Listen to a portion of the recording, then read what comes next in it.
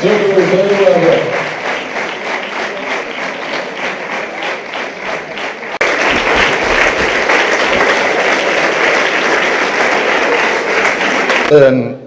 iyo aad baan horta marka koowaad idiin salaamaya hadday tahay maamulka timacadde iyo hadday tahay ardayda la soo dhaweynayo iyo reer Gabiley laftirkoodaba waxaan salaamayaa maamulka gobolka uqaasha iyo dhammaan dadka munaasabaddan ka soo qayb galay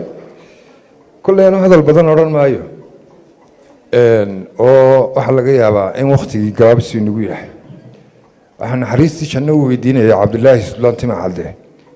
oo dadka ugu hadal haynta badan leh arabka lagu soo celceliyo kamid ah inta la soo celceliyo Ilaahay naxariis uga yeelan leeyahay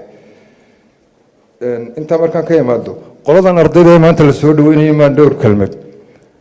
ku oranaya dhalinyarada ku nool dalalka Australia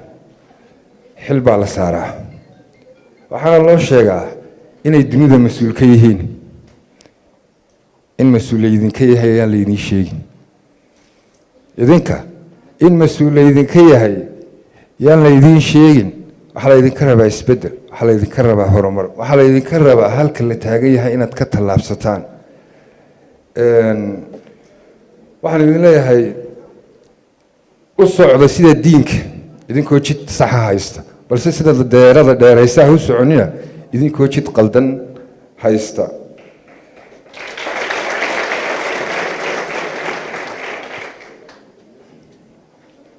waxa taagantiin bartaay ku kala beelaan jidka guusha iyo guul darradu maanta doorashadeedu idin hortaala maanta ay doorashadeedu idin hortaala albaabka ugu weyn ee nolosha wanaagsan laga galan hortiisa waxa taagan waalidkiina sida ducadooda u kasbataan ayay bay ku xirantahay sida guuleysanaysan taamaanka ku haya haddaad ubax si qurux badan u baxay oo meel qurux badan ka baxay ad gacmaha ula tagto adoo googoynay ubaxi ku uraya waqtiguna adigoon dareemin buu ciyaar kugu dhaafaya isagoo daaday cimrigana ku soo dejinaya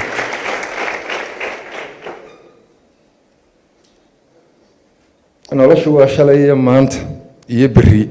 inta qofka isugu ka xiray ayaa wax ku taray ee waxba kuma talin insha ku shubay waxa wax idin tiray waa professorada meesha fadhiya macallimiintiina ayaa idin taray inaad tusaale wanaagsan oo la hiigsado noqotaana waa muhiim markaan inta ka yimaado guud ahaan Gabiley baan la hadlayaa reer Gabiley baynu nahay waxaan caan ku nahay gobolka cagaaran aad baan ugu faanaa ama sha Allah waa cagaaran gobolka laakiin cagaar dhibaca roobka ku soo baxo ayna waxba ku dirsan ku faankiisu qiimo ma lehe wax soo saar alla nimaadna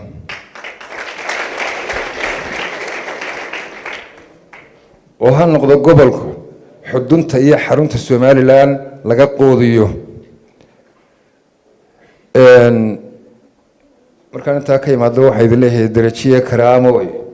marna deeq ilaahay marna duubka sharaftaay guulay dagaal badan qofkan la ku daydaya damacala ku raadsada dadaal baa ku soo hela qolofdiini yeesho damqashiye axdaaya dulqaad kugu ilaashay kuma sidanin dabacsan waxaan mar walba wuxuu ka hadlayay waqtan wada joognay South Africa dadka halka ku nool والله dabaqadood oo nolol ahaan iyo aqoon ahaan aad u kala sareeya oo dadka madow iyo dadka cad dadka madow halka ku nool qabkii iyo hankii ku jiray waxa moodaa inuu ka cadaanka ugu hooseeyo wax kale ma aha waa aqoontum bay ku kala tageen idinka maanta la idin kala saari maayo isku midabaati isku afbaati isku dhaqan baati isku diin baati waxa la idinku ilaa waxa tiin mustaqbalkii bari waxa tiin indhihii bari war isbedelkii maanta tiin isbedelkii maanta tiin aqoonta ka faa'iideeya waalidkii idinku soo tabcayna tacabkooda khasaarinina waxaan idin leeyahay runtii waalidka kamidaan leeyahayo inaad